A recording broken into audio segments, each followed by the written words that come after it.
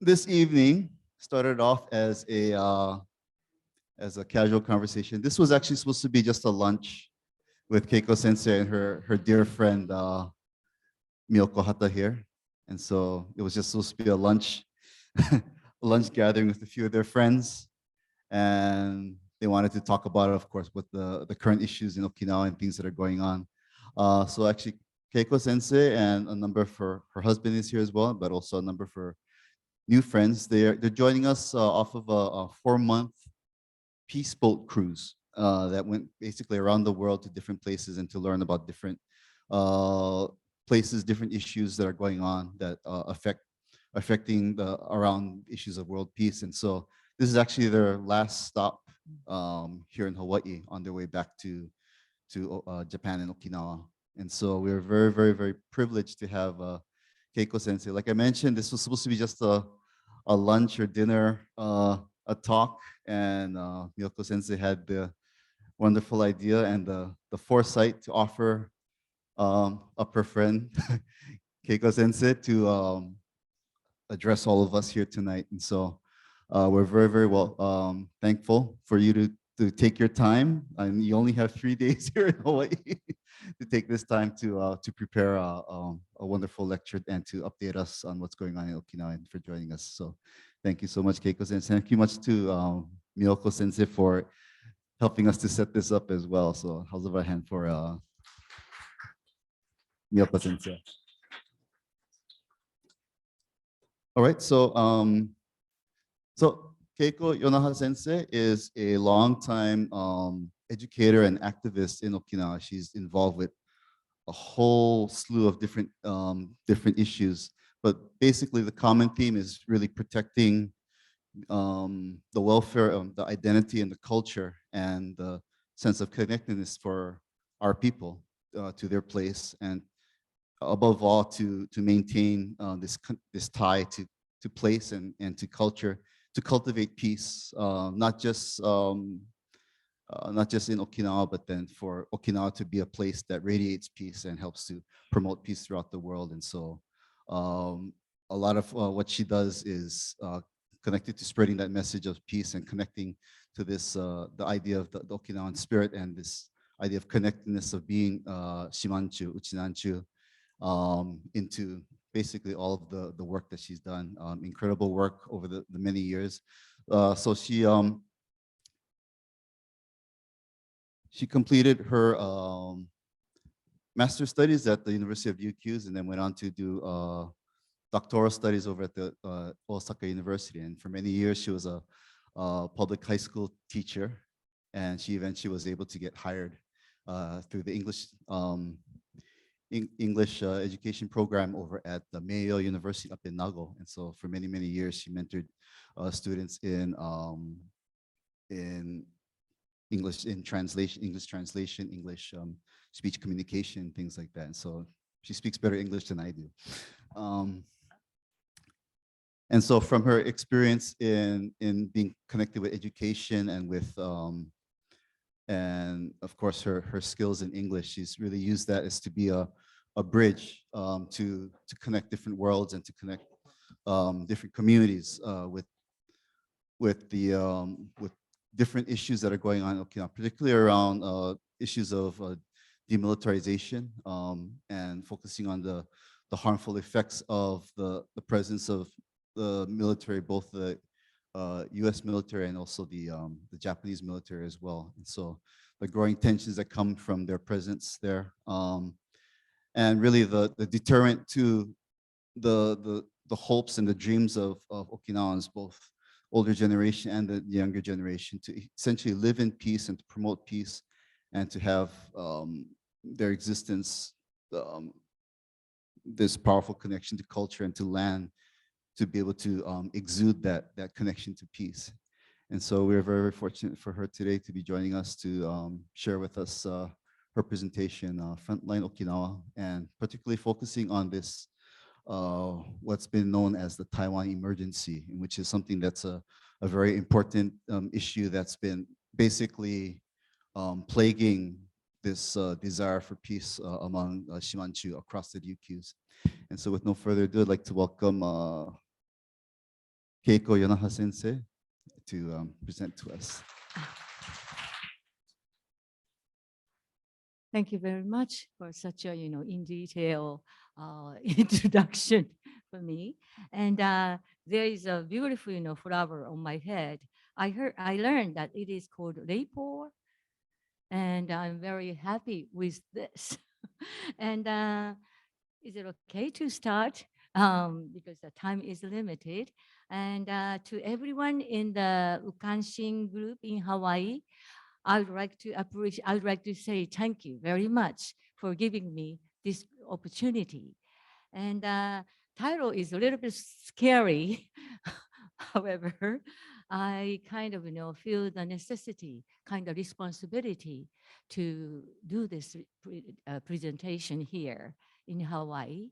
And as Noman-san already, introduced, I'm Keiko Yonaha, and I'm a member of a group called No More Battle of Okinawa and the Okinawa Dialogue Project, which, both take an active part in Okinawa to work against the war. The title of my presentation is kind of Frontline Okinawa. What is the Taiwan emergency? Let me begin from the Battle of Okinawa that started with naval bombardment. It, was called the Typhoon of Steel, and the survivors of the Battle of Okinawa called themselves the leftover of the naval bombardment. In, Uchinaguchi, Ryukyuan language, Kamponu Kenuksa. As you may know, during the Battle of Okinawa, one out of every four people was killed. It was, April 28th, that's the 1952, the San Francisco Peace Treaty was concluded, and Japan became independent while Ryukyu was put under US military occupation. April 20th is remembered as a day of humiliation for us Okinawan people. It is said that, 10,000 Okinawan women were raped by US soldiers in the aftermath of the war, and its suffering continued under US occupation under the status of extraterritoriality. Okinawa was dubbed the Forgotten Island by the Time magazine reporter Frank Givney, referring to how Okinawa was abandoned by both the US and Japan. He was upset by how many and how war devastated Okinawa remained unrecovered, even 5 years after the end of the war, and by the number of crimes against Okinawan people by US soldiers. You can read these, a little bit, in detail. From 1950, with a budget from the US government, building of the military bases started. Okinawan resisted in vain, and many places were turned into military bases, seized forcibly by bayonets and bulldozers. After 3 months of fierce resistance, Isahama in Ginowan City was turned into a military base, destroying homes and beautiful rice fields, forcing the residents to emigrate to, Bolivia. People resisted, saying that money lasts for only 1 year, but land lasts forever. As you can see here, after the time of reversion to Japan in 1972, Okinawans had wished for a peaceful island without any military bases. However, they were betrayed as US military bases remaining and Making the situation even worse, the deployment of the Japanese Self-Defense Force, SDF, was carried out, deployed. Everything was decided by Japan and the US with no voice, no input from Okinawa on their own policy. In 1953, mainland Japan held 89% of all US military facilities, while Okinawa only had 11%. However, due to the anti-base movement in mainland, in Japan, the military bases in other prefectures were moved to Okinawa one after another. In 1972, at the time of reversion to Japan, mainland Japan's base burden dropped to 42%, and Okinawa's jumped up to 58%. As you see here, even after reversion, the disproportionate shift continued. Today, Okinawa, just 0.6% of the total land area of Japan, bears 70.6% of all US military facilities in Japan. Yae Yoichiro, a poet from Yaeyama, showed Okinawa's unfair base burden by density. According to his calculation, US military bases are concentrated in Okinawa with a density of 386 times of that's mainland Japan. This figure does not include the bases of the SDF. My friend calculated the base density just on Okinawa main island to be 700 times that of Japan. No wonder I feel around me, around us, just full of U.S. military bases and more SDF bases.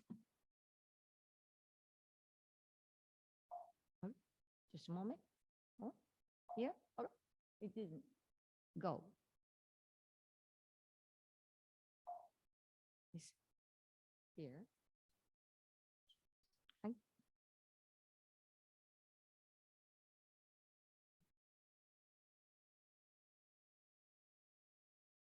Just a moment, please. One more time.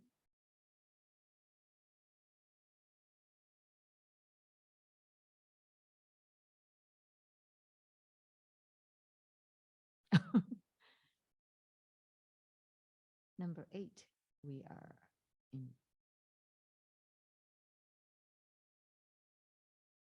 Okay, next. And next. Okay. Under these circumstances, even after reversion to Japan, Okinawa has been victimized due to the existence of US military bases, such as too many crimes, accidents, and environmental damages, as you see here. When an elementary school girl was raped by 3 US military men, nearly 100,000 people in anger gathered for a rally.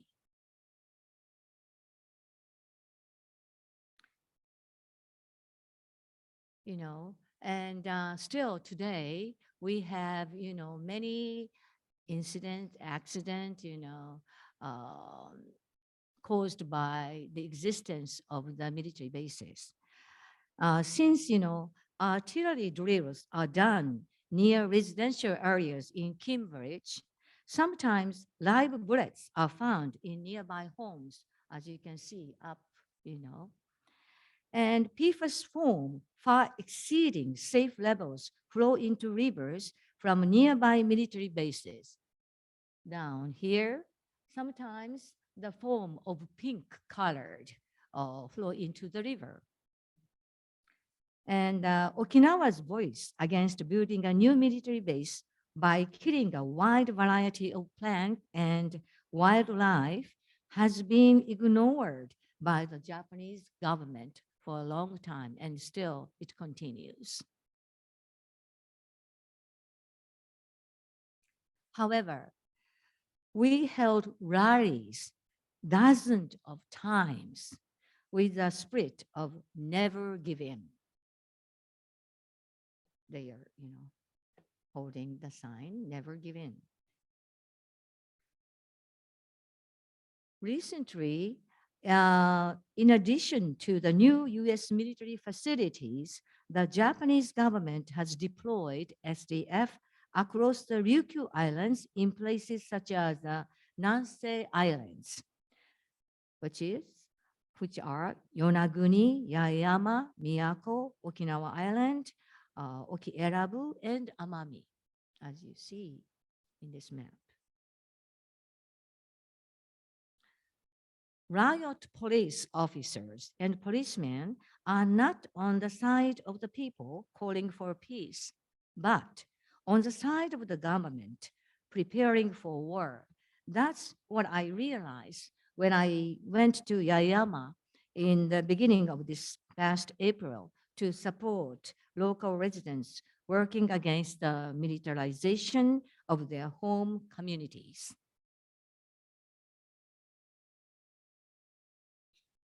As you can see here, in the center of Ishigaki Island in Yayama, a huge SDF missile launch base was built in the green-rich agricultural lands with no environmental assessment, no disposal treatment plan, and no explanations to the residents. And this base is going to expand further.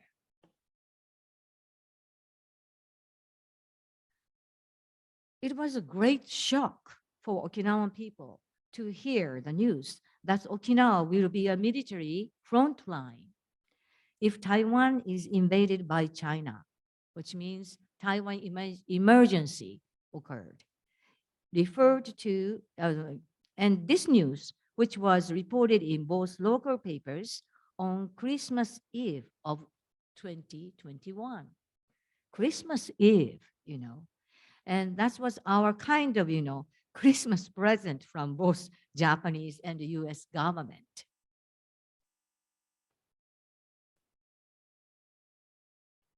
This is a picture of in January, after that news, January following year, no more Battle of Okinawa was organized and started to alert the public of this impending crisis by holding lectures and meeting with military and political experts. We had, such lecture meetings once in 2 months regularly. This is a picture of preparatory meeting for the prefecture organization against the war, which was set up in the end of 2022. This is the third rally against the war. The slogan was in the first rally, the slogan, love rather than fight, was adopted. It was a slogan which was, provided by the young people. It was the idea of young people, in our meeting. So it was a kind of time that we, the main, most people in our organization are kind of, in 70s and 80s, even in 80s, older people. And there came a kind of, time change of the kind of people, hand out to the younger generation. And as you see here, we kind of put up the slogan like, don't make Okinawa a front line of war. Let's make Okinawa the place to send out calls for peace. And that slogan was from young people, love rather than fight. In Japanese, 戦うよりも愛しなさい. A kind of, softer message, but still strong.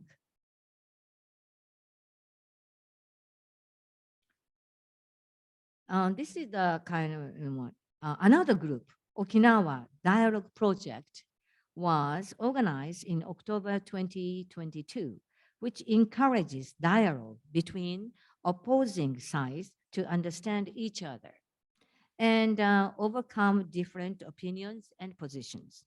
In the first symposium, politicians and experts with different opinions and positions in Okinawa and Taiwan had a talk on the Taiwan emergency. It was a kind of, first kind of, time to have this kind of dialogue.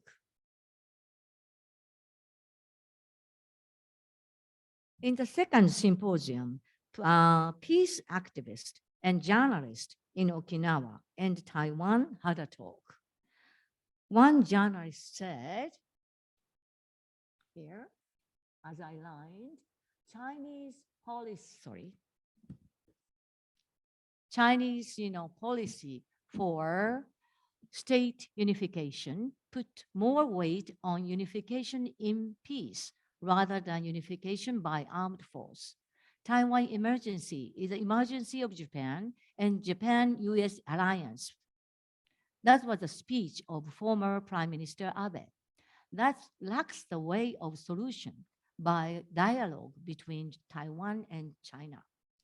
And chief editor of a publishing company said, present Taiwan government is militarizing Taiwan by extension of military service and record high purchase of the arms from the US.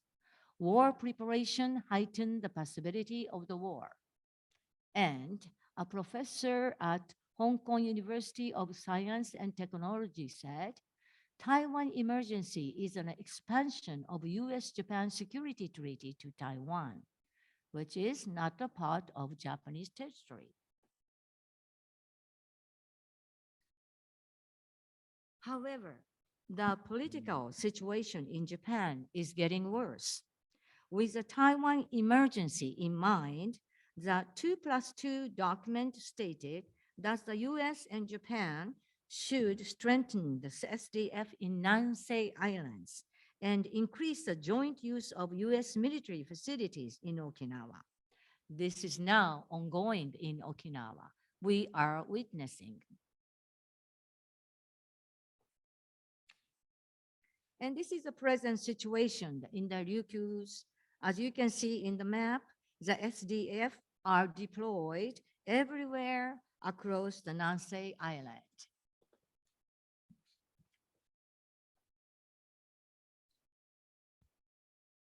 More SDF troops will be deployed by the end of this year. The Japanese constitution states clearly that Japan can only fight to defend itself. Acquisition of enemy-based strike capabilities approved in a cabinet meeting is clearly a violation of the constitution. This is a shift from form a country that renounces war to one that can and will wage war. US weekly magazine Time is going to report in the next issue on how Prime Minister Kishida wants to make Japan a strong military state by throwing away its policy of pacifism. He will be on the face of the Time magazine in the next issue.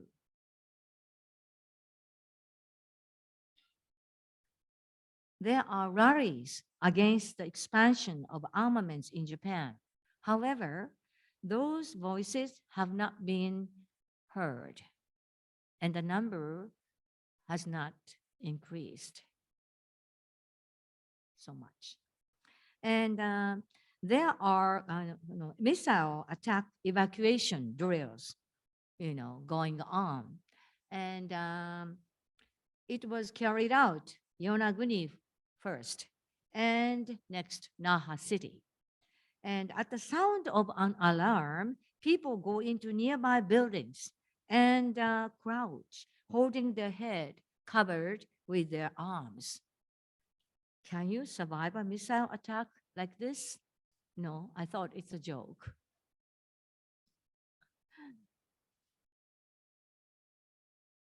The Ministry of Defense announced a plan to have, you know, SDF headquarters built underground in Yonaguni.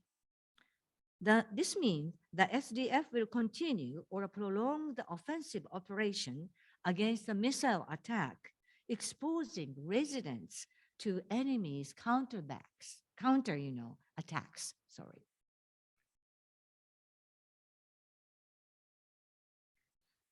According to a poll by the Ryukyu Shimpo newspaper, 61% of the people believe having the ability to stage counterattack only heightens the tension with neighboring countries. In other words, it does not make the people safer. There is a big gap between what the Japanese government is claiming and how the Okinawan people feel.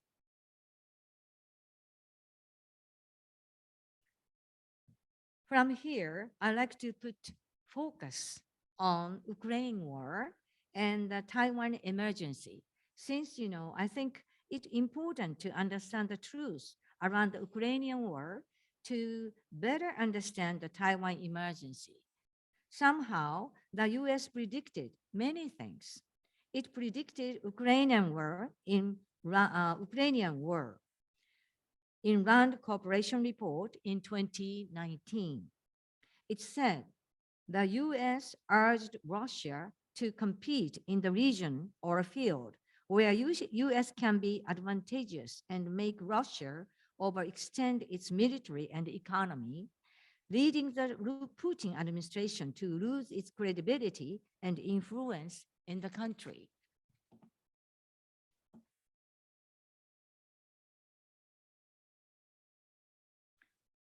The United States also predicted the Taiwan emergency. It is predicted that Taiwan invasion by China will occur within 6 years. Recently, it was shortened to within 2 to 3 years. Is it? It's going to be 20, now 2025? Is it going to be like that? However, no proof or facts on China's movement was provided. Okada Atsushi, a journalist, said U.S. policy toward Taiwan from 2019 has a great resemblance to the U.S. policy toward Ukraine, as you see here. Here you can see here number 8, greatest selling of arms to Taiwan. Repeated sending of ministers and senior officials to Taiwan. Fly warplanes in Taiwan airspace and use the airport in Taiwan. Frequent sailing of U.S. Warships in Taiwan Channel. U.S. military consultant body trains Taiwan military. Also, it was cited by Konishi Makoto, a military specialist, that the Taiwan emergency was explained as a military expansion and dominance competition against China in NDS, which is National Defense Strategy. So this is the definition of Taiwan emergency done by the United States.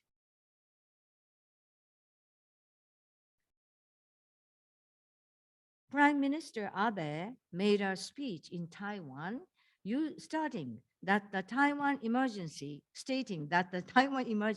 is the Japanese emergency. It seems to me that the most Japanese citizens just follow this without thinking much.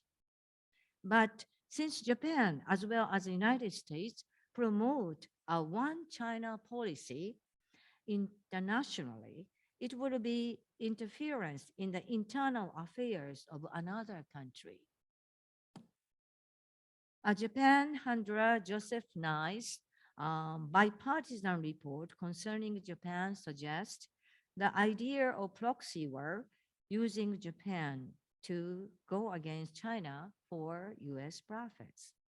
The report adds that this is premised by allowing the SDF to carry out military operations abroad. Abe's right to collective self-defense policy made it possible already. In Japan, we find a lot of hate speech against China on the internet. Joseph Nye's paper also says that Japan will be brought into our plan by anti-China nationalism, which inflamed the China threat. The present situation shows that Japan is moving exactly the way Nye laid out in his report.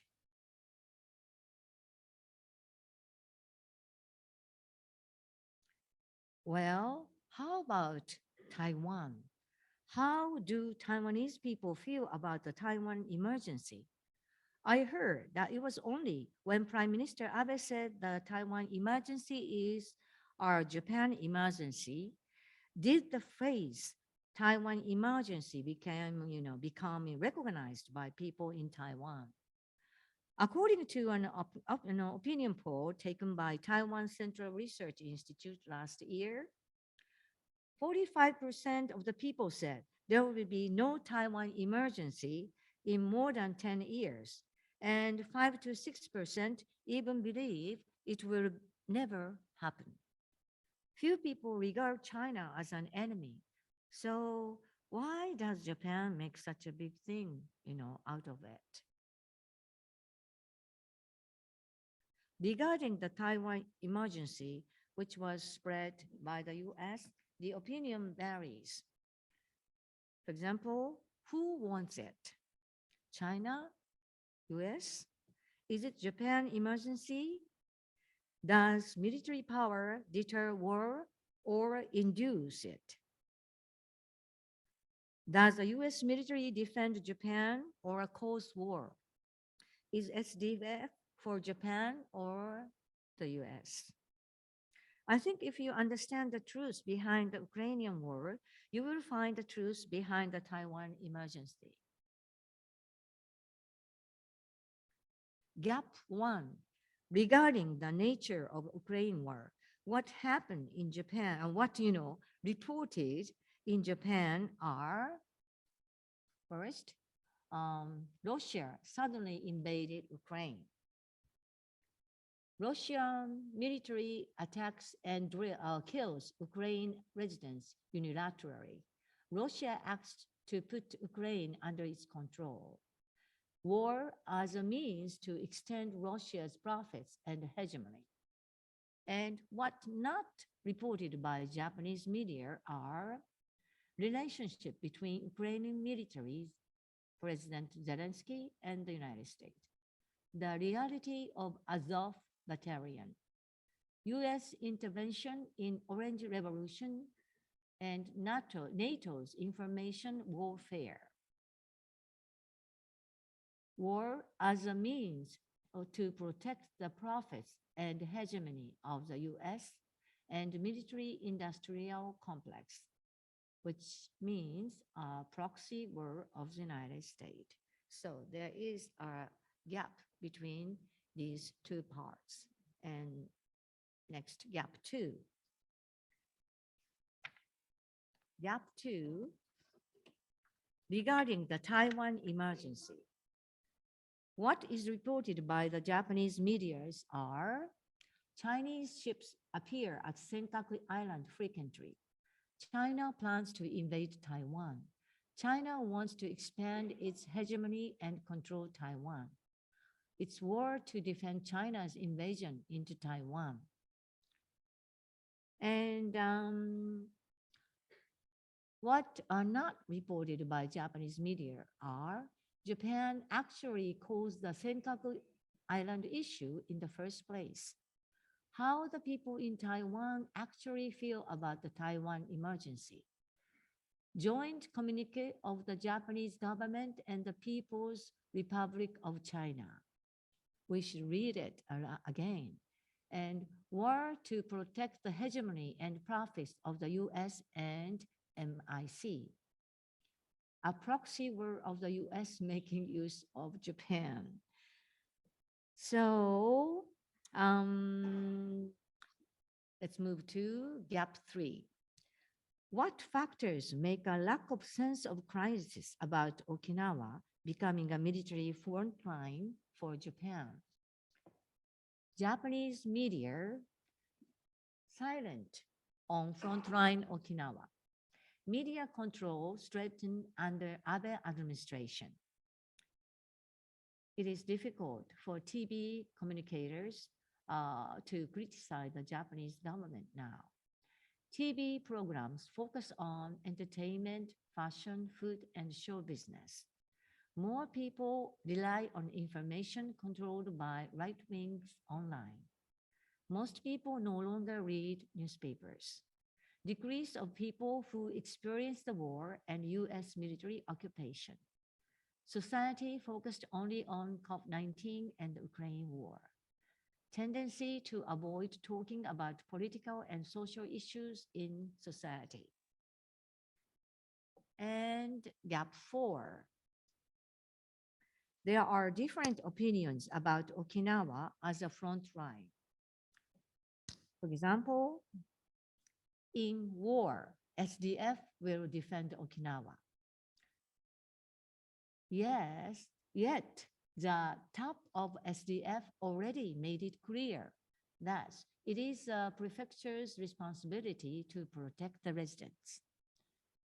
It's a war of defense. That's from the hypothesis that China invades Taiwan. And the Taiwan emergency is a Japanese emergency. But Japanese government approved the opinion of using enemy-based strike capabilities. And against that kind of, opinions, in war, Okinawa will be victimized. How? We Okinawan people already learned the lesson from the Battle of Okinawa, which is the military does not protect the people. And some people say a proxy war is a proxy war led by the United States. The possibility of preemptive attack. Why? Ground is provided by Joseph Nye, bipartisan report concerning Japan.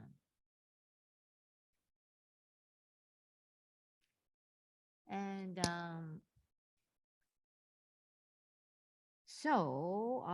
in order to capture the true nature of Ukraine war, simply you should think of these things, I think. Who gains from war? Who are victimized? Now, people and soldiers in Ukraine and Russia, I think, are victimized. And economy of Ukraine and Russia are weakened by the war. And who is getting the profit by selling the arms? Who is getting the advantage by uniting NATO? What happened before the war? You should think of the background or history. The relationship of US and Ukraine, expansion of NATO after the end of the Cold War, details of the Orange Revolution.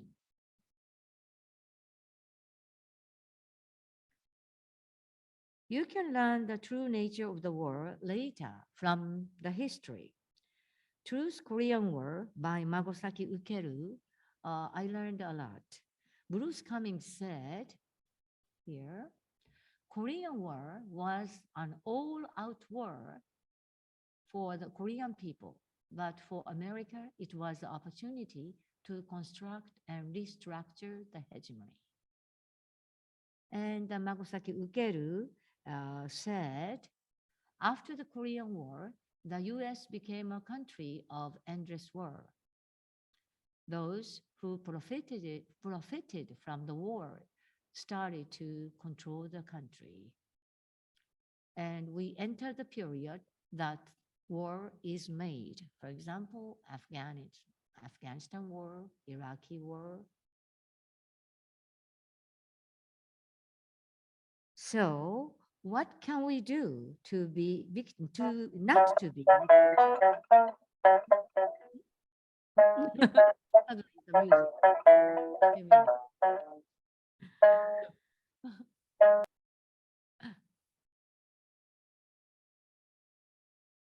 So, what can we do not to be victimized by war again?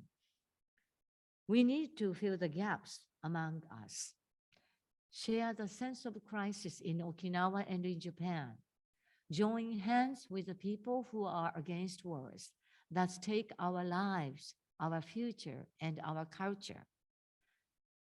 Say no to politicians who shout for war, and yes to politicians who call for peace in elections. Never give up and take actions for making out future bright. And for sharing the sense of crisis in Okinawa and in Japan, we are holding lectures and meetings, try to share information. And for joining hands with the people, uh, we are trying to join hands with other prefectures or other countries calling for peace. All right. Here is some advice that I got from different people across Okinawa. What we can do to prevent Okinawa from becoming a front line. Think for yourself. Don't be manipulated by media. Deepen your understanding of the country that is being called the enemy. Develop your legal thinking. Be prepared not to be manipulated by carrot and stick policies, especially in case of Okinawa. Sorry. Support the politicians who want to make Okinawa a front line. Have diplomatic ties for peace through citizen exchanges. Learn about and understand Okinawa's history. Let the world know about Okinawa's strong wish for peace. Get rid of politicians who insist on supporting war. For example, I was very surprised to, hear what Japanese media said. And it said, Ukrainian people should fight to the last man, you know, last man.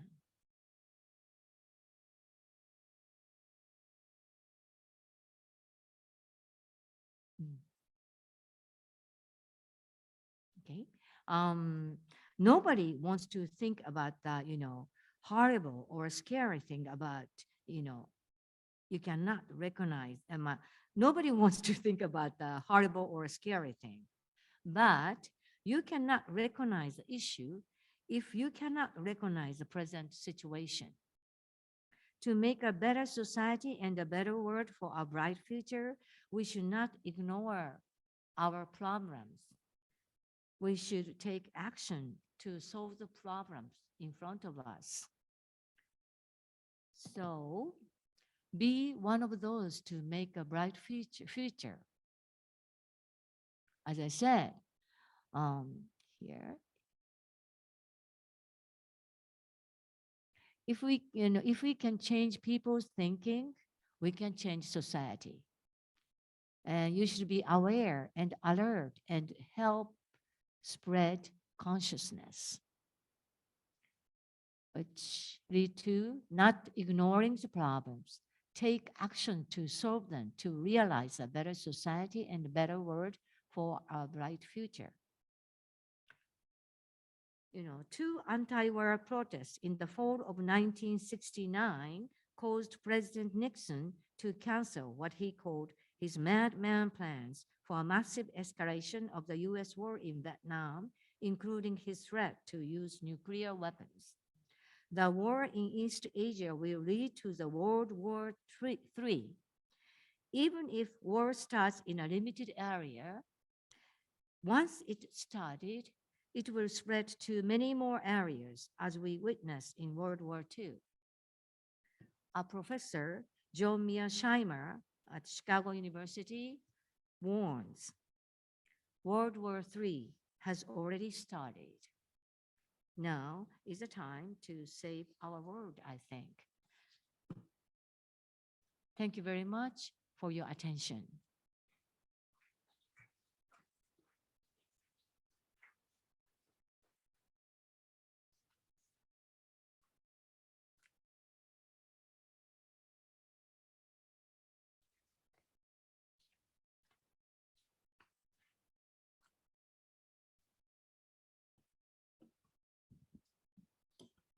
Thank you very much, Keiko Sensei. So we'd like to open up now the floor for discussion, for questions, for comments.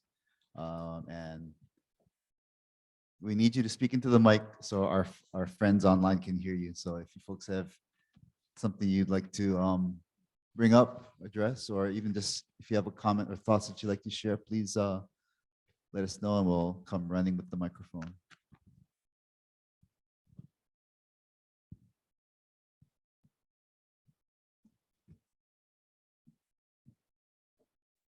Okay, if not, we have a we have a question here online. Okay. So, Keiko Shinshi, could you share the challenges that you have seen for the younger and older generations in Okinawa to organize peace or anti-military movements together? Yeah. There's more. Yeah. Let me read through this, then we can Yeah. break up the question again. But Yeah. what are the common complaints between young people and the older generations about each other? Oh, yes. And this Um, person writes, I am in my 40s between the youth and the Mhm. older generation who have been in the front lines of Okinawa's anti-war struggles. Mhm. And I believe it is important for us generation to Yeah, actively engage in between the generations. Yeah. However, Mhm. I feel the challenge is that many Yeah. of our generations don't have the luxury or time due to work and family care. Yeah, As a that's woman, right. That's right. what has been the most challenging thing um, about being involved in peace activism over the years? Any Yeah. advice for a generation like mine, especially for women who wants to take our own responsibilities to protect our islands, Yeah. would be appreciated. So maybe we Yeah. can start with that first question. What are the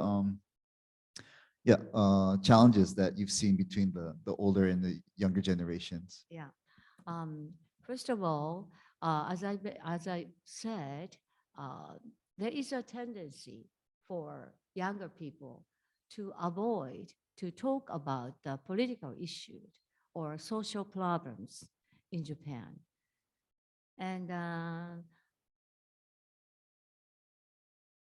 not only young people, in the society of Japan, such a tendency exists. And as you know, Norman-san mentioned,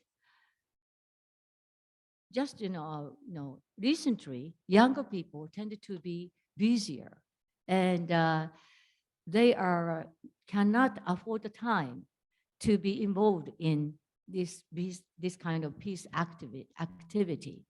They are in the kind of period of raising their children, and they are busy, working, and more and more, it is kind of, becoming a difficulty for younger people to, manage, their living. So I know, myself, I started to be involved in kind of this this kind of activity after I retired from my, work. So if you are working, it is very difficult to be involved in the, activities. However, older people in Okinawa who are engaging in peace activity has been, thinking it's a very, serious problem that they cannot hand out, pass on their, what can I say, uh, activity to younger generation. So we started to think to involve younger people in our activities. And we started to call for younger people to take part in our meeting. And now, recently, little by little, people like 30s or 40s started to started to take part in our meetings. And as I mentioned, in the first rally, the phrase provided by younger people, suggested by younger people, was adopted, and the meeting was held chiefly by younger people. And as you can see in the picture, in the third rally, younger people are in front. So we should try to involve more younger people in peace activity because, they are the people who are victimized first. Older people in Okinawa, Oji Oba in Okinawa, all the time said, we don't care about ourselves. We care about our children and our grandchildren. We care about their future. And already, what shall I do? It was predicted Taiwan emergency will come within 5 or 6 years, and later 2 or 6 years. It's very scary. And I heard just, sorry, I just kept on telling. Is it okay to speak? And yesterday I heard the news in Kumejima Island, the drill, joint drill by US and SDF started. It's a joint Nichibe, US-Japan joint strategic plan. And they had that drill in Kumejima, which means, what can I say? That plan was kind of planned for Taiwan emergency, and they are drilling now. It kind of fear the Okinawan people. Like, threat is coming, approaching.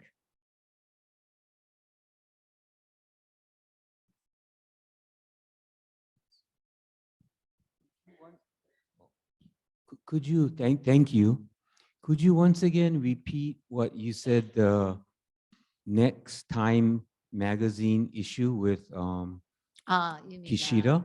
Kishida, Prime Minister Kishida, Kishida what he will be will on the be- face of the Time magazine. Yeah, Because, there was a great change in Japan. From the country renouncing the war, it changed into the country which can wage a war, And he is a person who did it, who realized it. That kind of introduction, He changed Japan. And he will be on the face cover of the Time magazine in the next issue. so it sounds to me like you're saying he is not looking for a peaceful resolution to the war in Ukraine, but also he is encouraging the war drums to start beating with regards to Taiwan. Yes, Is that that's correct? why I compared Ukraine war to, Taiwan emergency. It has the same nature, I think. Yeah. It's surprising to me. I'd like to know more information about Kishida because my understanding is he was born and raised in Hiroshima, which has a huge movement for peace and not war. Mhm. Yeah. But, You have- recently people started to say he is worse than Abe, Mr. Abe.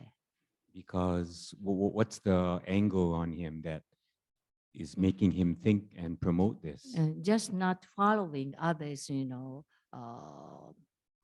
past, he is kind of now stronger, is threatening the law that was, placed by Abe. Yeah, I understand that it's just philosophical for him. That's just what he believes, the right way or the right thing to do. Ah, I don't know Is if there any it's his information? belief, but it is clear that he changed his idea. As you said, he is from Hiroshima, but Okay, thank you.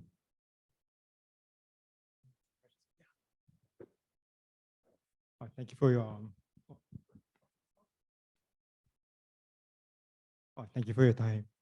If China does invade Taiwan, there's going to be a lot of refugees, and since Okinawa is so close to Taiwan, uh-huh.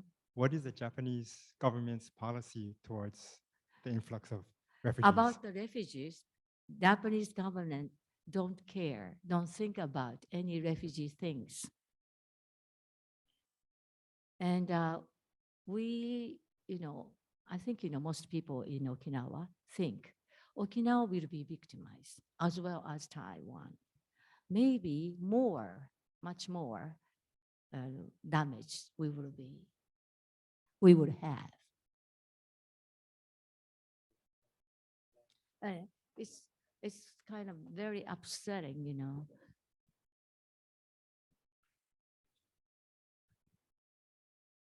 Yonaha Sensei, thank you very much for that discussion and taking time off this trip and stopping here and giving us that talk. It was actually very interesting for me. My question is, um, while it is disturbing and concerning about the unfairness of the military bases in Okinawa, Mhm, how the Okinawan people are holding up a disproportionate amount of mhm, of that in Mhm, American presence in Japan. mhm, I wonder, with everything that you have said, mhm.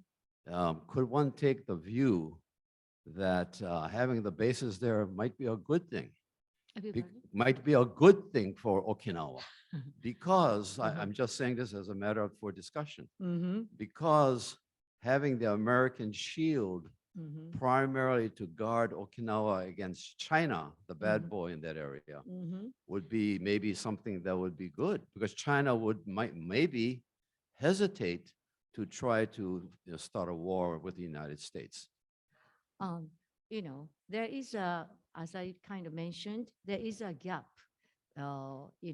That's the military will kind of avoid the war. It can deter the war. And however, there is an opinion that the military induced the war. And when we see the history of Okinawa, it clearly shows the military induced the war, lead the war, because in Meiji era, Japanese government, decided to deploy the US, Japanese army to Okinawa, Ryukyu. And even Ryukyu kind of accepted all the conditions, all the requests by demands by the Japanese government. Just only one thing it refused. It was the deployment of the Japanese army. You know, and however, it was just ignored, and there stayed Japanese army in Okinawa, and uh, Pacific War started, and the United States, which planned to land on Taiwan, changed the idea to shift to Ryukyu, to Okinawa, because there are more Japanese military army stationed. And there, we had we had a battle of Okinawa. And the Okinawan people's, belief was, for more than 400 years, because we have no weapons, we can have the peace for more than 400 years with no weapon. So the reason why Okinawa rejects the request of Japanese, government in Meiji era was based on that history. Okinawa said, the peace will be built without no weapons. Having military will give the threat to neighboring countries. That's the idea which Okinawa hold on.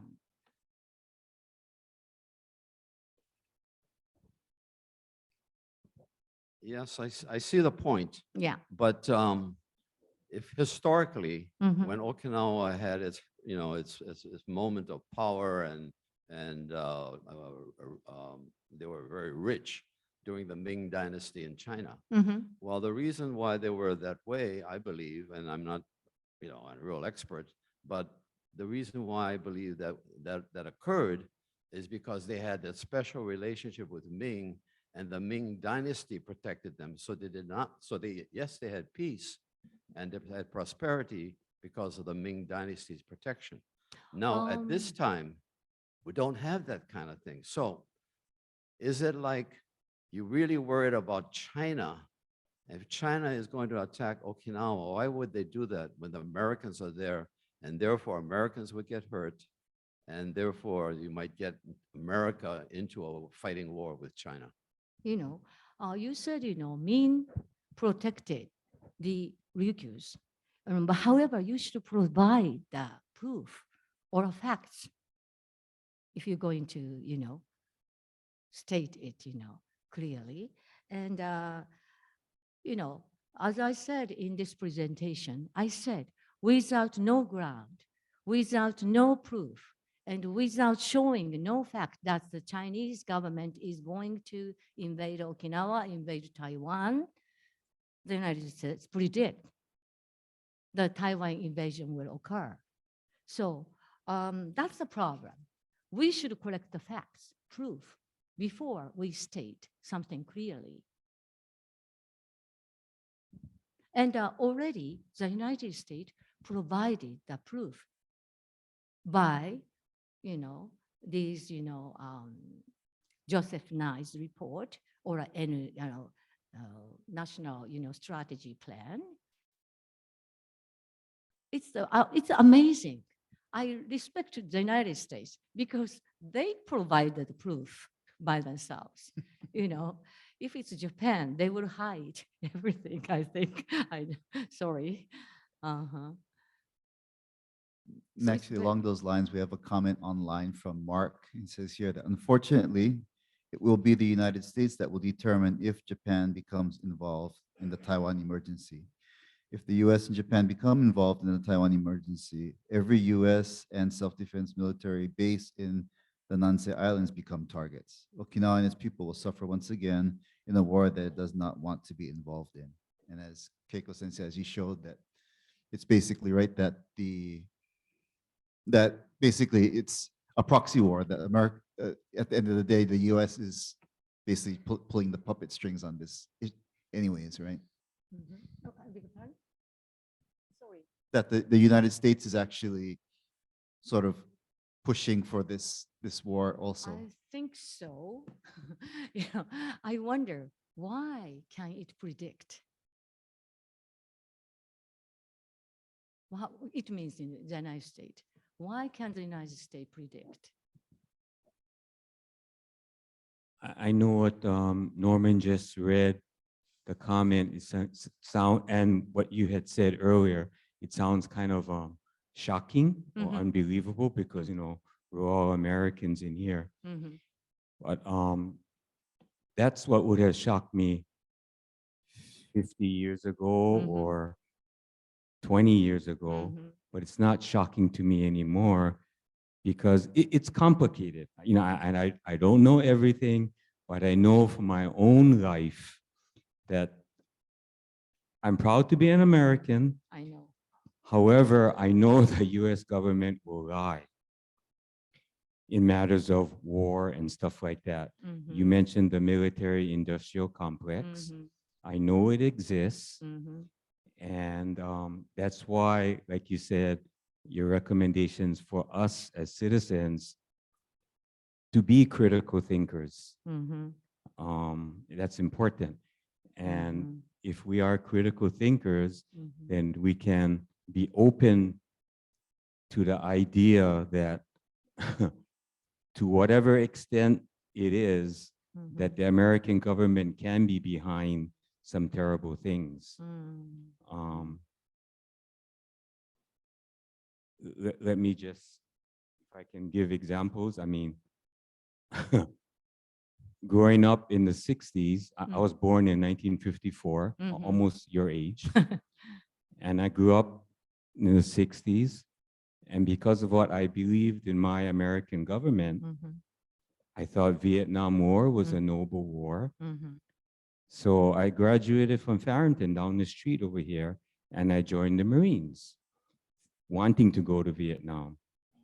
But I learned later on that, oh, thank goodness I didn't go, because what the Vietnam War was really about and America's role in lying to the public. And then, unfortunately, after my stint in the Marines, I rejoined the military because there was a benefit for a waiver of my tuition at the university. I can understand. So I ended up going to Iraq. So that was a year in the war zone. And then even then, I wasn't really willing to go 100% because by the time my unit went, we already knew there was no weapons of mass destruction, Mhm. that at Mm. best, the intelligence was faulty. At worst, the government lied to us again. And, I had friends in Intel, Mhm. what they tell me, and I think it's more lies rather than faulty intelligence. Mm. But because of this military industrial complex, Mhm. government leaders, Mhm. whether they know it or not, they are influenced by it, and then they sound the war drums. Mhm. So what's all that's happening now again, I'm torn inside. How much is it true? I think there's some truth to it. Yeah. Because China has a different way of viewing the world and how they want to run their government and the world. America has its own way. And again, I'm proud to be American. I don't want to live in any Yeah, other yeah. country except Mhm. America. Mhm. However, I value peace. Mm. Mm. And we need to be critical in thinking about what Mhm. the American government says. So Mhm. thank you very much for bringing that, Mhm. and the person that posed that comment, because I think there's truth to it. And we cannot, as American citizens, we cannot just simply dismiss it, thinking that our government is always noble and honorable. Mm. Thank you. Mhm. Thank you very much. You know, when I criticize Japanese government or when I criticize the U.S. government, some people, reacts like, you are not, you do not love, don't you love your country or don't you love something, blah, blah, blah. However, if you love your country, you want make your country better, right? So you have to criticize it if there are something wrong in it. And it's also same with the United States. I love American people. What I criticize is the policy of the United States. And I love, Japanese people. And Okinawa is part of Japan. I think so. So, however, because I love Japan, I criticize the Japanese government because I want my country better one. Because my children and our grandchildren are going to live in that country, in this country. So sometimes when I kind of, had a lecture presentation, this kind of presentation, some people react like, kind of, what can I say?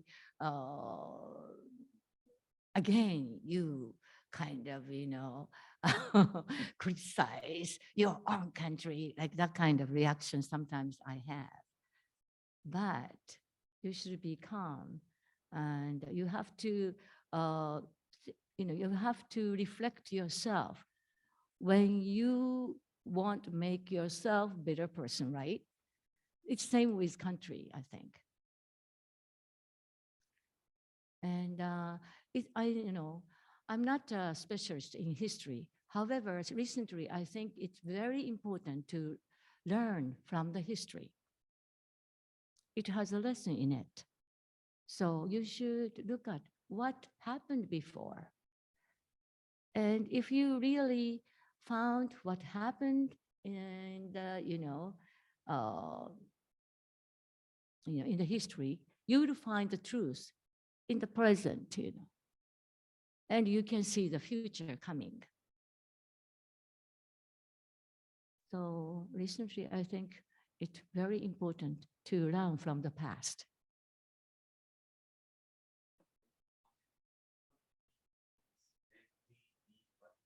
Mm. Camp. I heard of it. Yeah. Uh-huh.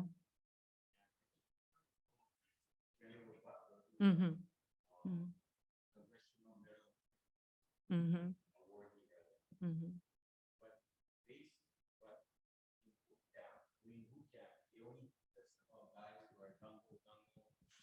Of course. Mm. But Smedley Butler, he wrote a book, Mhm. a small book that I read, Mhm. and he said that the military, American military, is used as the gangsters of capitalism. Mm. The wars that he fought in, that he won, he was awarded the Medal of Honor for his courage. He was fulfilling the role of a gangster of capitalism to promote, our way of life abroad so that we can get more markets for our capitalism and enjoy our way of life.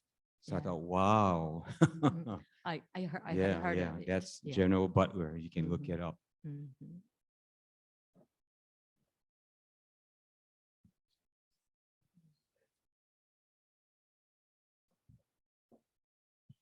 Uh, thank you for making your time. Okay. I was able to process a lot of things, and I felt that there's so many challenges that we got as Shimachu. And we also had Zoom session like 2 weeks ago, Uh-huh. and we talk about the Ire no Hi and Mhm. context and other Mhm. things Mhm. and tied to current Mhm. situations. Mhm. But and part of the question is that like we discussed the definition of peace in the Mm. context of Mm. Simanchu Mhm. compared to world peace. Mhm. But how do you see the definition peace based on your Shimanchu identity Yeah. while Mhm. while becoming activists in the world in this Yeah. world? Simply peace, I think, means no war, first of all. You know, there is a way of thinking. True peace is no prejudice, no, inequality, and no poverty. This kind of, what can I say? Minus, uh, things in the world. However, when it came to the war, because we were fighting for to deal with the uh, environmental damages uh, or accident and incident caused by the U.S. military bases so far. However, when I found the war is coming, the most important thing was life. You know, uh, we need a safer environment. We need a safer we have to protect the nature. These things we have to deal with, many problems we have. But when it came to this kind of thing, we have to protect our children's life, our grandchildren's life. That will be the most important thing. And when I think about it, peace is, is the opposite word of war, because war destroy everything, just not the life, but also environment, nature, culture, everything. Everything that was, built up day by day by people. So, I'd like to also have you guys think about what she said about what's happening in they're digging underground. Yonaguni でした? あ、何ですか? Yonaguni, yeah. On Yonaguni Island, that they're digging the Japanese headquarters into the island, yeah, underground. Underground. Yeah. If you compare that to what they did prior to World War II, when they dug under Shuri Palace to make sure that they were entrenched and in and solid under, so that they could get the Americans to go there. That kind of is something for us to think about, yeah, that they're doing the same thing again, and making sure that it's solid in there for them to lead. And then another thing was that couple months ago, a friend of mine's called me from Futenma. Mhm. He's a part Okinawan.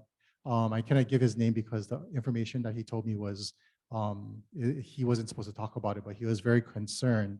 And he said to let Okinawa people know and our people know that from their side, from in the military, from what they're talking, one, Futenma will never be given back to Okinawa because they're building new buildings there, and they're building new facilities. Mhm. And also, he said that the America is preparing a war for 2025, Yeah. and that it's going to be a ground war. It's not going to be air war. So when he said when they talk about ground war, he said it's going to be leading people to Okinawa because Okinawa has all of the military there. Yeah. Whether it be in Taiwan or wherever, but he said just to think about that. Yeah, everybody thinks it's going to be missiles and things like that, but he said they're preparing, they're being trained for ground fighting. Yeah.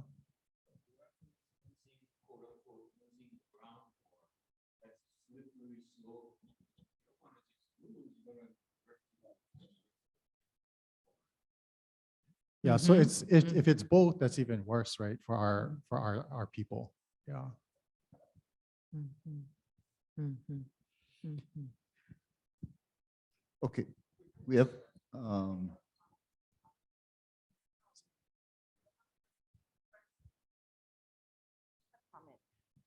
But to his, what he said about his, that person saying that he was a gangster for the capitalism, I remember in economics 101 when I was a UH freshman, they talked about guns and butter.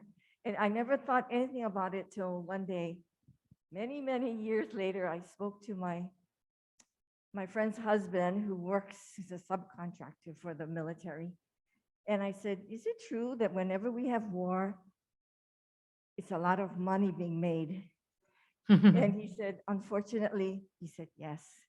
And he said, every country does it. I like this man. And so I thought he's the perfect person. I should ask him this question. So I understand that about what this person said really well. And it didn't hit me till many, many, and I thought I did bad in economics, but I looked at my grade. I said, oh, I did pretty good. So it just stuck with me. And when you said that just now, it brought it back again. Yeah.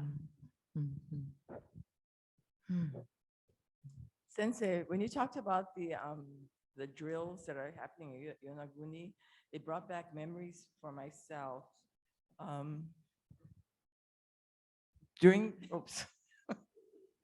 In the late 40s, when the Korean War was on, we had air raid siren drills at our elementary school here. And what we had to do was that it was like a regular, like a fire drill, but it was air raid siren drills. And we all had to bring a white sheet or something white to cover us because it was believed that that was going to protect us in case of a nuclear war. And when the sirens started, we all hid under our desk, or we went out to the park across the street and lined up against the wall. And so that brought back, when you talked about the drills in Yonaguni, Mhm. It brought back memories for me because it was a whole school we had to drill. We had the drills every so often during the Korean War. Mm, Yeah. mhm, mhm.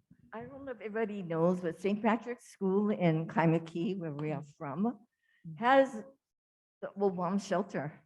You can see it from let's see, is that Harding or Pahoa Avenue? You drive down when you pass St. Patrick's School. It's still there. I don't know if it's anything underneath it anymore, but that's what it was built for. Mm. So we're not too far from something like this. You know, we're sort of like how Okinawa was. Yeah, it's like how they say fashion and history repeats itself. I hope not.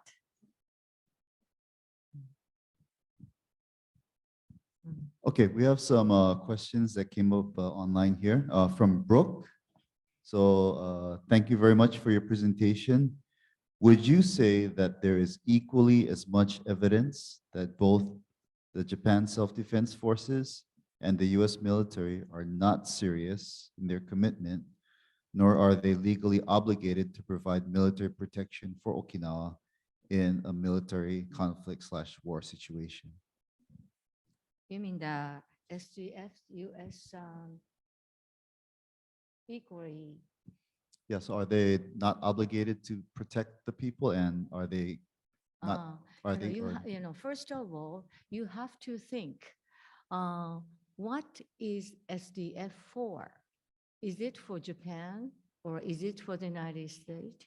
It's disappointing. However, the USDF was kind of set up, made by the GHQ, in 1950s, as a kind of, protect the U.S. American people stationing in Japan.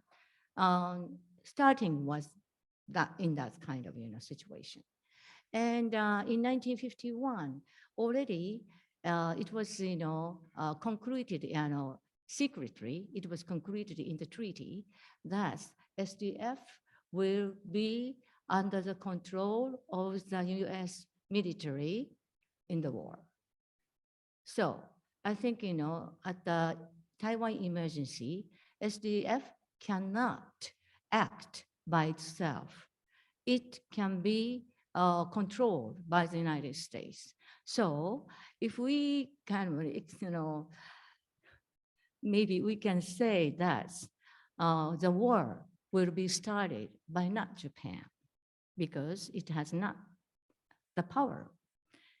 And the conclusion of the war, the end of the war, will be decided by not Japan, I think. And maybe it's the same situation of Ukraine war, I suppose. Thank you. And we have another comment. This is from Mark. Yonaha Sensei would probably like to know that joint US-Japan military exercises did not just start, but has been going on for at least 20 plus years. These exercises are to train for war against China. There are similar exercises with South Korea. South Korea? What? Oh, for the 20 plus years, there's already been these joint exercises going on, and there's not only ones that the ones that are meant to of course to prepare for China, but there are also joint exercises with South Korea as well. Maybe included, yeah.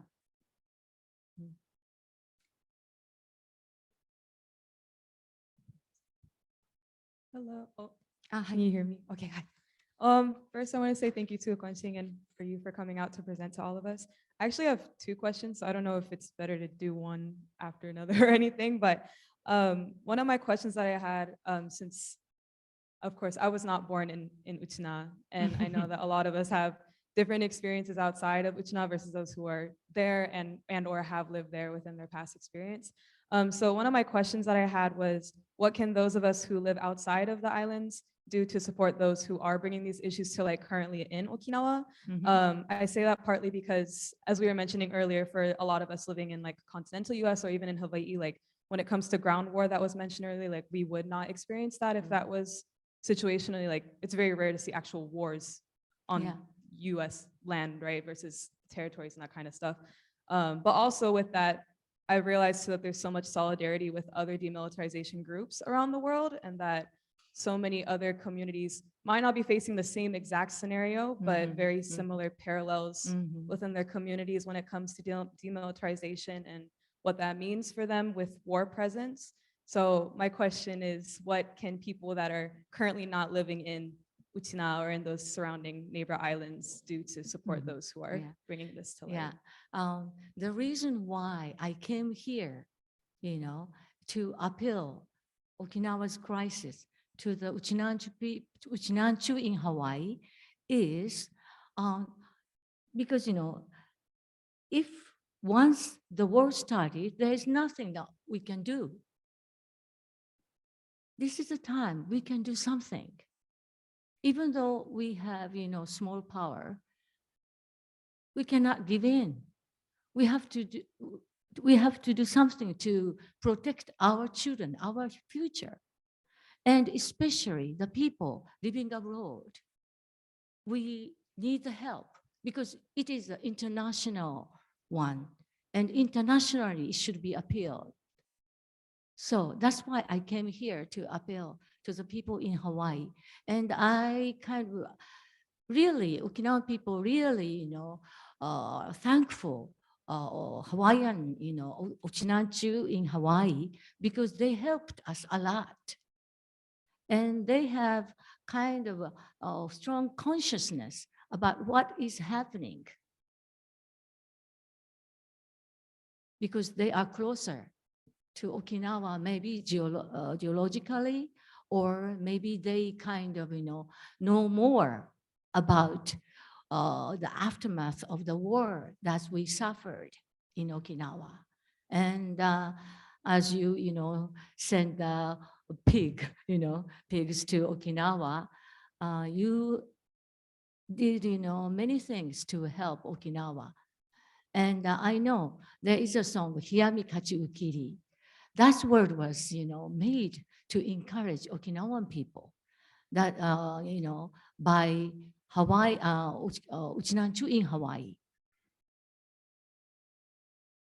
So I need the help, from Uchinanchu living abroad, especially. And so first of all, we have to share our, information and our, what can I say, opinion among Okinawan people, and we have to spread to the people in mainland Japan, because, some of the mainland island will be victimized also. And we have to spread to nationwide our message, wishing for peace. Thank you. Yeah, and there's so many diaspora people too that, Yeah. there's so many people that can spread that message. My second question also was, 特に若い人たちとして、a lot of us, like what Dina was saying earlier, had in Ideno he talked, but have kind of been speaking with other youth, like students who are in their 20s and below, about these different issues that come with Shimanchu identity, I guess, like indigenous identity, that involves militarization, but all these other things as well. So one of my questions is, what is your hopes for, as you're saying with 沖縄の活動で、おじおばあたちも、若い人たちもみんな協力してるから、for those who are doing that activism, what is your hopes for this intergenerational work for young people and our elders together? Because I really hope that we can do that somehow, of, still involving our elders and having that mentorship together, because this is we're all living in that current situation, even if we didn't experience the war ourselves. So what are your hopes, I guess, for that intergenerational activism? What is my hope to Yes. younger people? Yes. I hope a lot, because you are the people who hold the, future. And we had a chance to discuss the matter, like, Taiwan emergency with younger people. I mean, the seniors, and there was a dialogue between the seniors and younger people, and we found many things each other.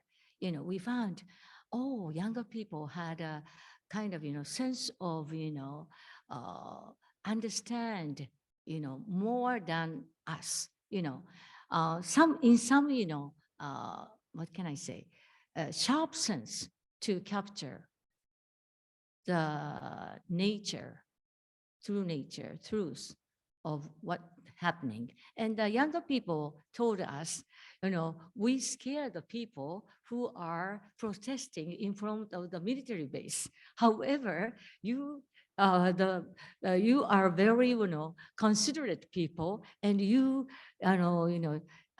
try to listen to our opinion, seriously, and we were impressed with your attitude. That's what young people said.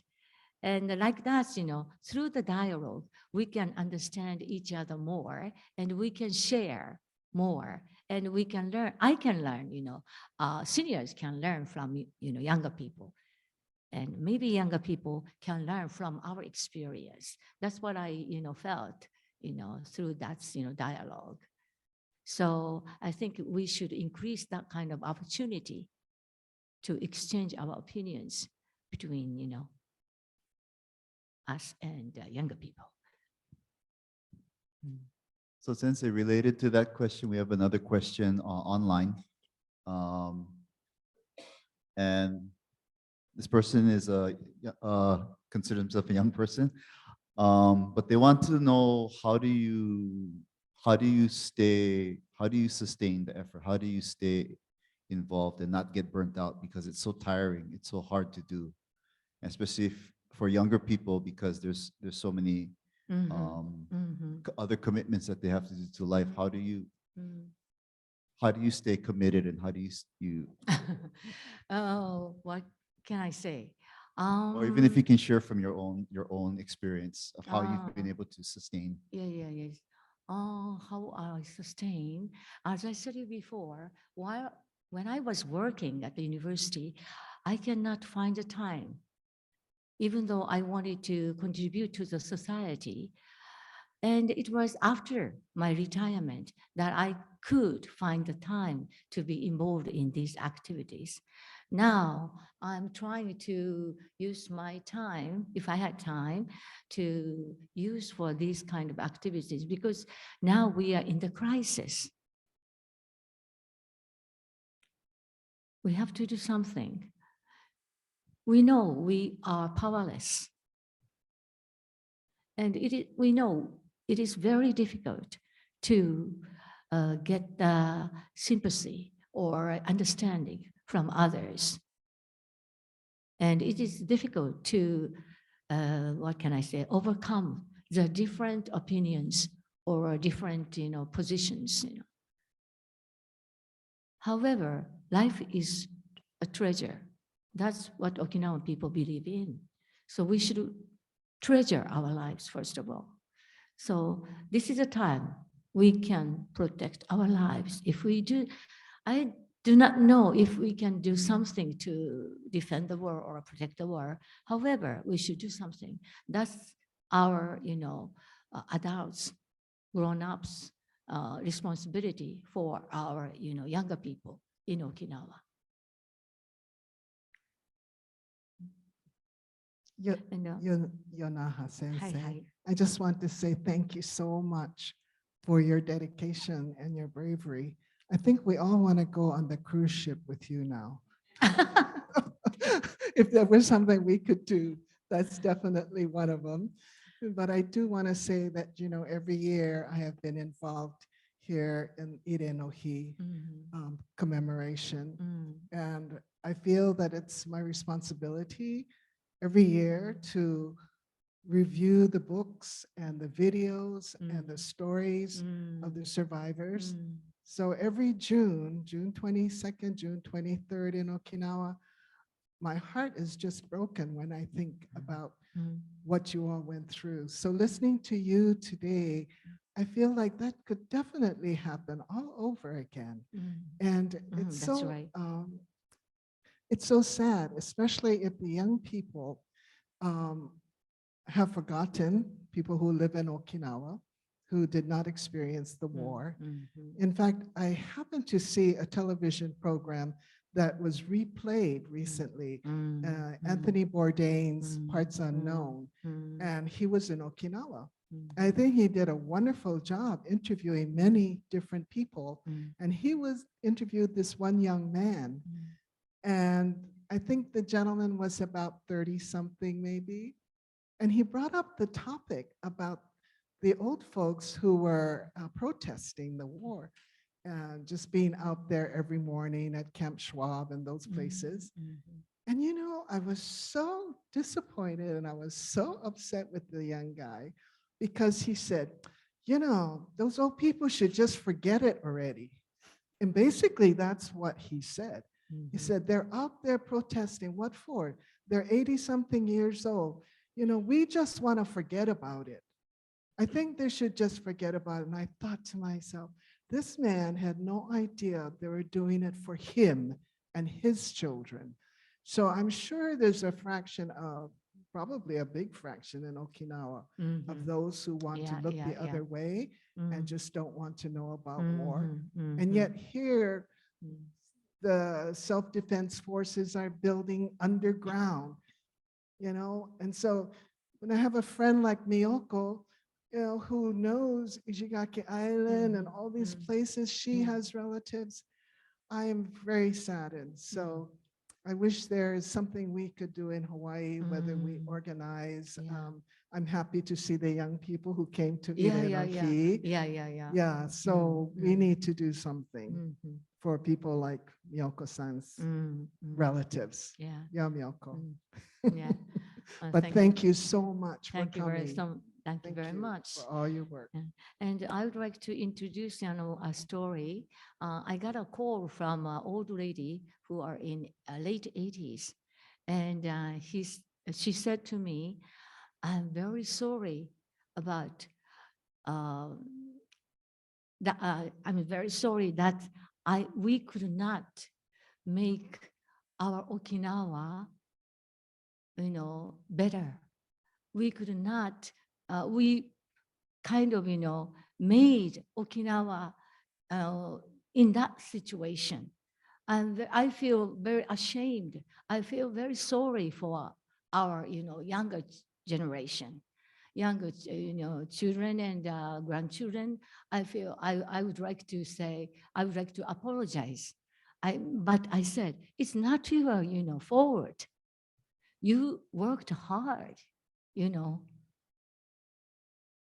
She worked hard, I know, you know. And so I said, it's not your fault. You worked hard to, you know, to make Okinawa better by protesting, you know, against the military base and against the destruction of the environment for making a new military base. You did. So, and we cried together. She started to cry. And I cried together. I just kept on saying, it's not your fault.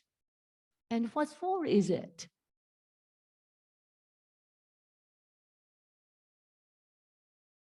And also she introduced the story that, you know, I was very upset that Kita Daito, North Daito, kind of, you know, welcome SDF. Because in the Battle of Okinawa, Minami Daito, South Daito had Japanese military stationed in Minami Daito, South Daito. And Kita Daito, North Daito, they didn't have any. So the people in Kita Daito angered. Why? We have no military here. However, what was the result? Only the Minami Daito, South Daito was attacked because there was a military and no harm for Kitadaito, because there is no military, no soldiers. They should have learned the lesson, but now they welcome the SDF, believing that the military will protect them. So we kind of, she shared that story. And also, again, we cried together. What is happening now, we said each other. So we never, sometimes we never learn from the history.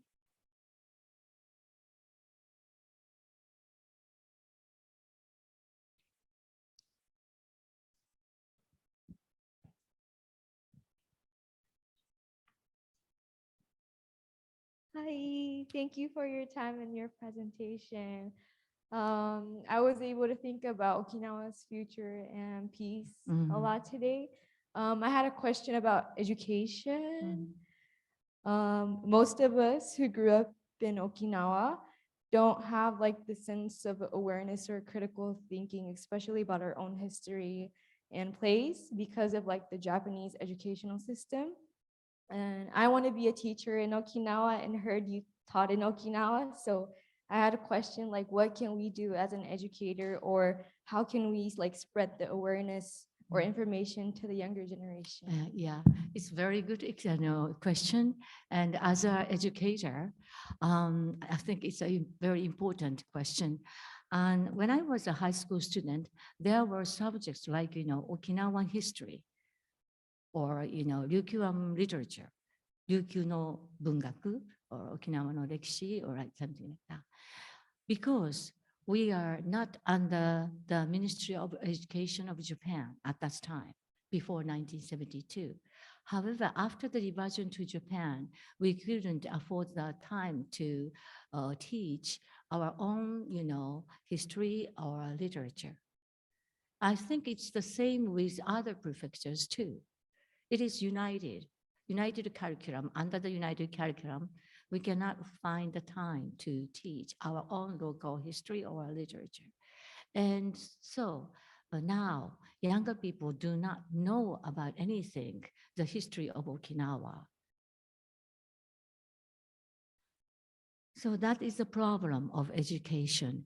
And when I was working at senior high school or at the university, I tried to find the time to teach this kind of, present issue of Okinawa or Okinawa's, histories in English class. Because it was, I explained in English. So it's the kind of, lesson of English, it will be. So I did that. However, I know that it is difficult for teachers to have the time for these kind of things now. So what shall we do?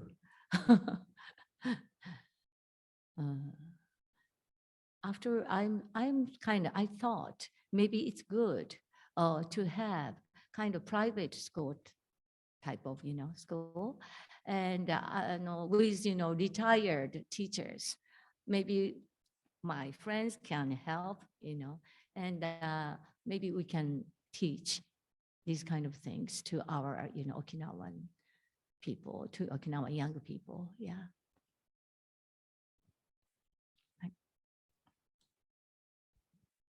This is in reference to an earlier question about China protecting Okinawa. From what I read, during the Golden Age, Okinawa was a vassal state of China. As long as they paid a tribute to the Emperor of China, they were protected. So is that in essence that China was protecting Okinawa?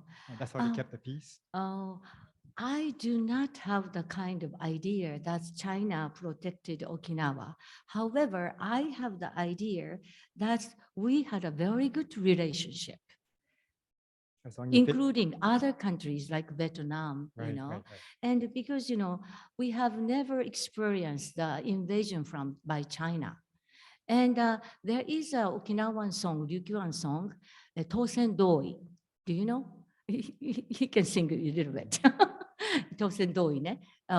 We dance kachashi with that song. I understand Tosen Doi is a song when the ship from China arrived, safely, and came back safely returned, from China safely to Okinawa, they kind of, were happy because, they got many more things from China, more than the things that they brought into China, That's so at that time they are very happy and they celebrate the back of that ship, and they kind of, that's why there is a song Tosen Doi. Tosen, the ship from To came back. Let's celebrate. We got a lot of things from that country. So let's come on, like that kind of song, isn't it?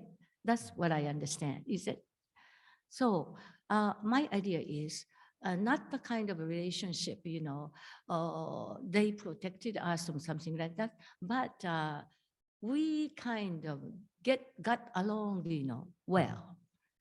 That's why I think still in Okinawa, there is a kind of closer feeling to China, right?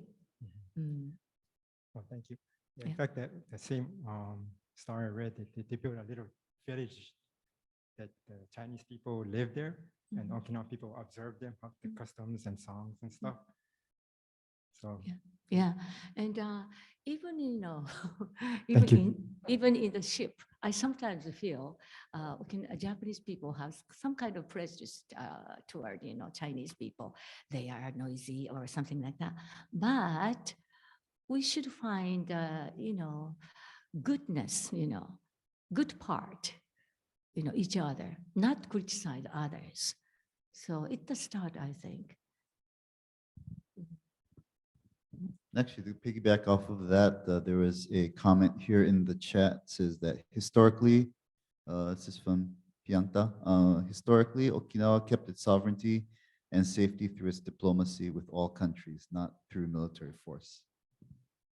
And I'd just like to add to that, a lot of the mainstream histories about Ryukyu talk about how it talks about from the lens of these major powers, how China protected or, these kind of things like that. But I think one thing that gets overlooked is that the skill of the Ryukyuan ministers of how to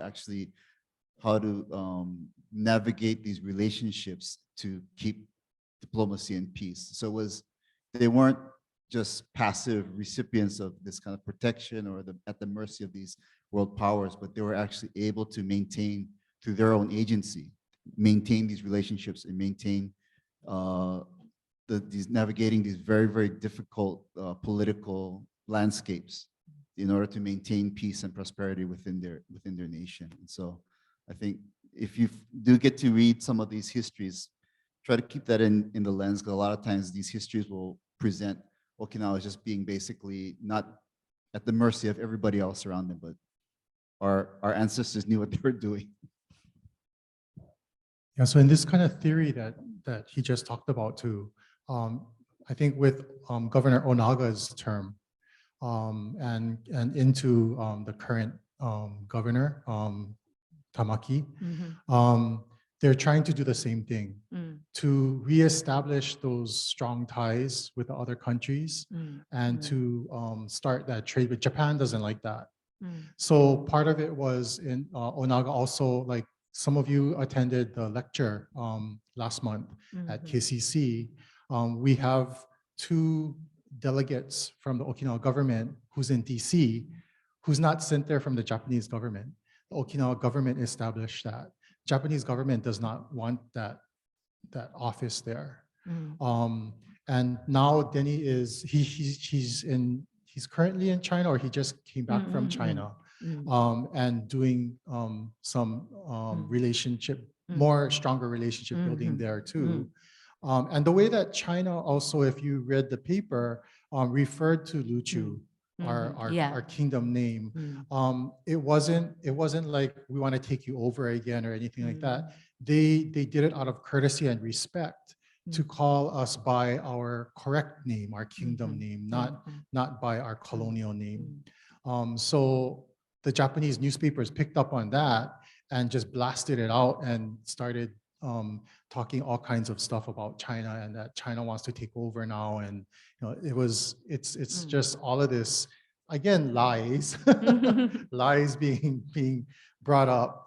But I think if we understand like that whole theory of where our ancestors, what our ancestors did and what they connected to. So like even, Keiko-san, you always say, oh, Okinawa is so thankful for what Hawaii did. But when I look at it, if we're looking at it as an indigenous people, that's our motherland. So we have the obligation to do it. Yeah, it's the obligation of any of us born outside of Okinawa or living outside of Okinawa to take care of our mother. Yeah. I don't call Japan my mainland. That's not my mainland. Just like I don't call America my mainland. That's the continent. The water from this land and the air that I breathe and the food that I eat is from this Aina, where I'm born and raised. So I have an obligation to here too, but that makes me understand that we have that obligation. I think our first generation understood that when they sent the help to Okinawa after the war too. So it's all about understanding that responsibility. And I think our current governor, Tamaki and Onaga, understands that responsibility going back to our history and those kinds of ways of doing things. Yeah.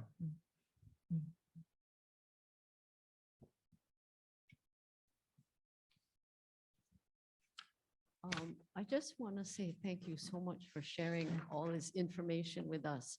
And I feel like, as an educator, I feel like knowledge is power.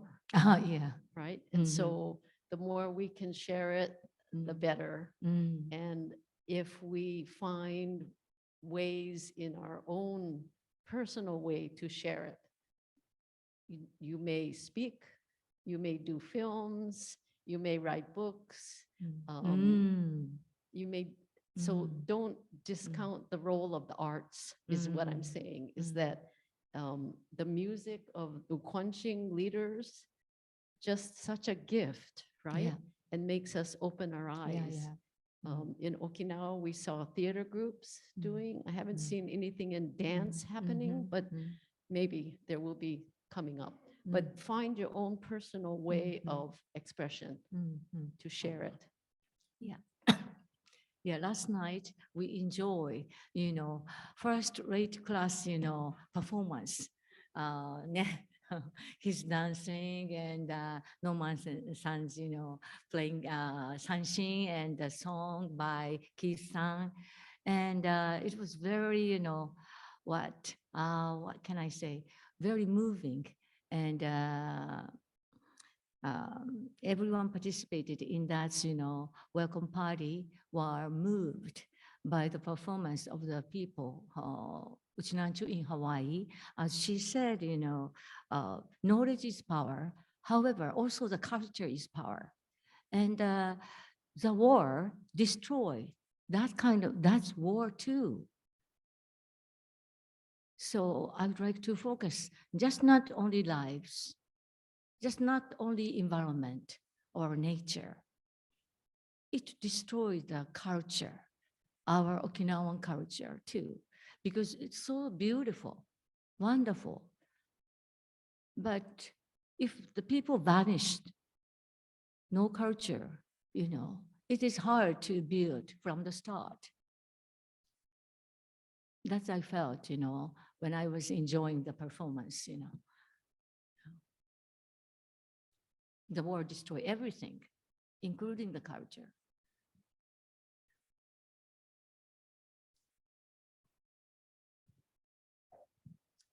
Thank you, Keiko Sensei, for sharing tonight. And my real job, I'm a counselor. I work with veterans, disabled veterans who have fought in war. And I've been there over 26 years. War doesn't solve anything. It only has loss. Nobody wins. My dad was a frontline Korean War veteran. He said the hardest thing was killing another human being. Even if you're trained that you're supposed to shoot somebody, when you're facing that person, it's not so easy to do. And I believe he probably had PTSD. Mm-hmm. He's not even buried in the VA cemetery. Mm-hmm. He never got any VA benefits. Mm-hmm. But yeah, so, war is something that we all have to, we have all lived through or have been a ancestor of, our parents or grandparents have seen it. In Hawaii, we wouldn't have gotten bombed if we didn't have Pearl Harbor.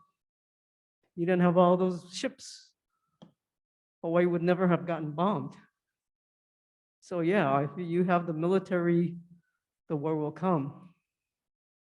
And unfortunately, in Okinawa, Japan and America, right, conquers it and manages it. And unfortunately, they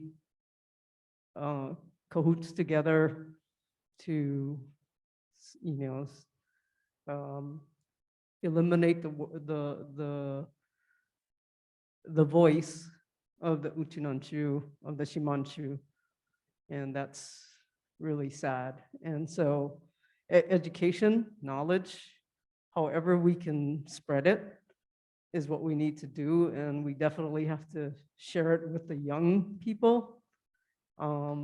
Every year, Tomigu School, we bring 14 students, junior high school kids, and I try to give them the real Pearl Harbor instead of the fake Pearl Harbor. And that's the little ways that I try to contribute and give them knowledge, because they'll never get it in Okinawa. So I think, yeah, we just have to rally behind Okinawa, and thank you, Keiko-san, for keep trying. And I know it's really tough. And I know the young people, they struggle in terms of they're wanting to do something, not sure what to do. But yeah, knowledge is power. And I think sharing our aloha can help the world.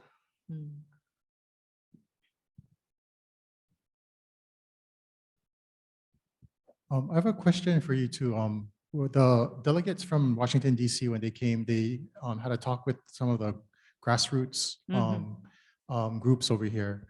And then we also kind of mentioned to them, what about Okinawa hooking up with other places that are militarized, like Guahan or Guam, and Philippines now, and then Australia.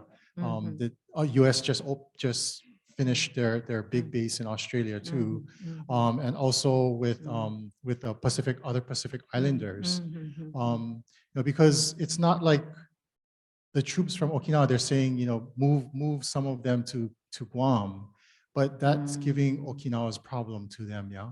Yeah. So what about working together in solidarity with other places to get a stronger voice out against and for peace, yeah? I participated in the meeting, in the symposium where, the people from Guam were invited. We had this kind of, exchange project a lot. And, I was very much impressed with the word of one, peace activist who said, we cannot push our military base to Guam people because Guam is also victimized by the US government. So we cannot do that. And that person also said, we cannot push other prefecture in mainland Japan, our military base. So I wondered, then what shall we do? I thought. But that word was kind of impressive to me. So, and also recently from Philippines, we invited the person who are against this Taiwan emergency. And what he said was, Philippines is also victimized. Not only Okinawa, but also, not only Taiwan. Philippines is also victimized. We should get together. We should have, tie with, he said. and reaction to the Taiwan emergency of the Asian countries are very calm and very kind of, what can I say, different from Japan. They eager to maintain peace in East Asia. Yeah, sorry, I forgot to mention Yeah. Hawaii part of that too. Yeah, because we're all kind of experiencing the same thing right now in Okinawa with Japan allowing our ancestors' bones to be dug up to be used for landfill for the Yeah. U.S. base there. Also happening in Guam, they're expanding their bases I heard and of it, yeah. digging up Mhm. ancestral burial sites from the Chamorro, and the families can't get to those places either. Here in Hawaii too, there's military land built on Hawaiian burial sites, and they've dug up bones of the kupuna. And so in all of these places, we're all experiencing the same things. And so I think it would be good to have more solidarity and discussion within all of these regions. Yeah.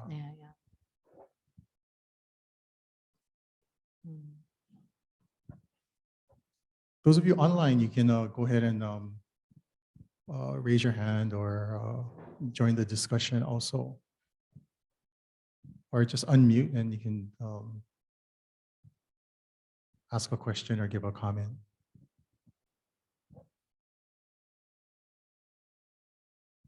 Online people are so silent today.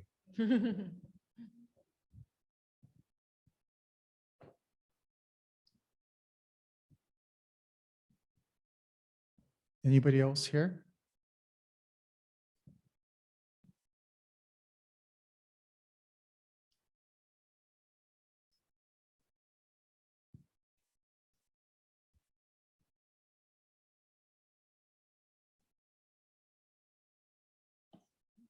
Well, before we go to actually, speaking of solidarity, we actually have a representative from one of our affiliate organizations that's been doing amazing work with organizing peace activism here in Hawaii. So Hawaii Okinawa Alliance is another organization that's doing great work. So Sam Kihara, one of the organizers. And she has a sign up sheet in the back. So if you want to stay connected with more of these activities, please either talk to Sam or please leave your name on that sign in. And also those of you folks joining online, if you folks want to stay connected, please email us or you can share your contact information via a direct chat and we can get you put on a listserv as well. Well, actually, I think Keiko Sensei hasn't eaten yet. No, I was too tense, And so if nobody has any other things, Keiko Sensei, would you like to, is there one last thing you'd like to share with us? Kind of, I really, recently I have a few chances to speak English, so I had difficulty to speak English, and I feel very ashamed of it. And I hope you can understand my English. Thank you very much.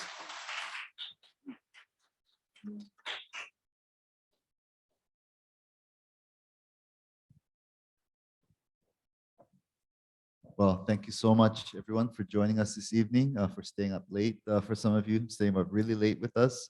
And yeah, knowledge is power, culture is power, information is very important. And the diplomacy is not just political, it's not just people in power, it's not just people in high places, but it's people like us that have a desire for peace, have a desire to stay connected and to our culture, to our heritage, and to each other.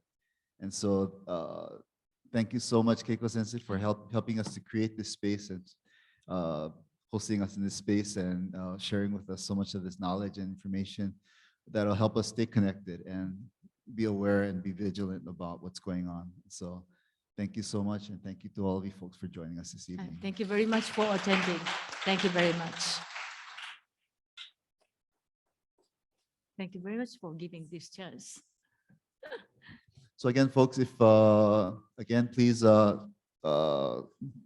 your name on the sign-in sheet for the for Hawaii Okinawa Alliance. There's a lot of things that wonderful things that they're doing to connect locally as well.